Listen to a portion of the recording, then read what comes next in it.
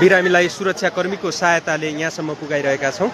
यहाँहरूले देख्न सक्नुहुन्छ बिरामीको हालत छ। 4 दिनदेखि खाना पनि खानु भएको छैन। एकदम अवस्था गम्भीर छ। हामीले हजारौं पहल गर्दा पनि हेलिकप्टरको पहल गर्दा पनि हेलिकप्टर आउन सकेन, किनकि हामी धेरै टाढा छौँ, राज्यभन्दा दूर छौँ। हामी यो राज्यले नहेरेको अवस्थामा बिरामीको हालत छ। घोडाको समार गर्नुपर्ने अवस्था छ। सुरक्षाकर्मी, पत्रकार, यहाँका स्थानीय जनप्रतिनिधि, वडा अध्यक्ष, वडा सदस्यको सहायतामा हामीले जानु परेको छ।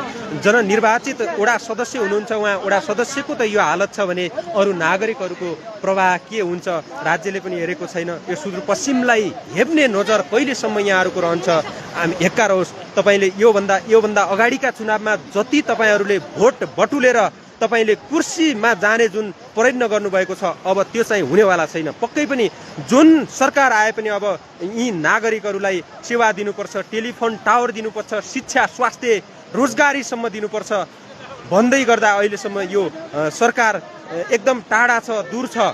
सुदूर अब दूर नै भनेर नारामा मात्र सीमित रह्यो, तर सुदूर पश्चिमेली जनताहरूका, नागरिकहरूका यी दुःख पीडाहरू अझै पनि विद्यमान अवस्थामा छन्। यी समस्याको समाधान भएन भने हामी राज्यलाई अब खबरदार गर्न चाहन्छौँ।